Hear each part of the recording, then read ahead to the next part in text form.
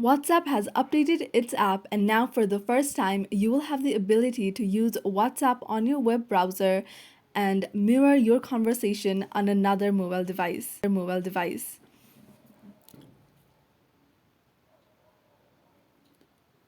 Or your PC. So, web WhatsApp is simply an extension of your phone, and the exact messages that you have on your WhatsApp on your phone will be shown in the other device that you open WhatsApp web browser to. So, to learn how to open web WhatsApp on your mobile browser, let's get started. Now, the first thing you'll want to do is go to any browser and then just type in WhatsApp web. And then you'll want to go to the option that says whatsapp.com right here, webwhatsapp.com. So tap on that. So you'll see different information about this.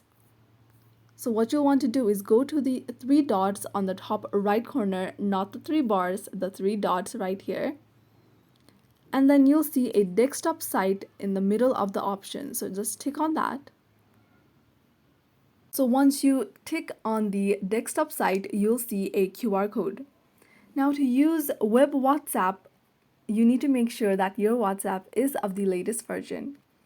Now, to use this, obviously, you need two phones or two devices, because on one phone you already have your WhatsApp information and on the other device is the one that you'll want to mirror. So the one that you want to mirror your information to is the device that you're going to open web WhatsApp on your mobile browser. So all this process is done in one phone, and now I'm going to show you what you're going to be doing on another phone. So now we're going to be learning how to scan WhatsApp web QR code in your Android phone.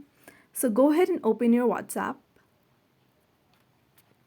and then go to the three dots at the top right corner.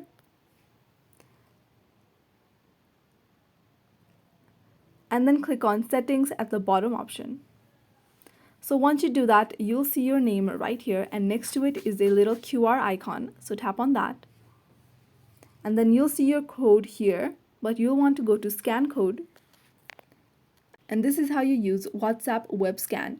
So this is the other phone that you're going to be opening your QR scanner to.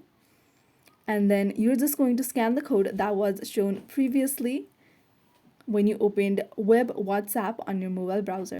Now, to properly use this, your phone needs to stay connected to the internet for web WhatsApp to work.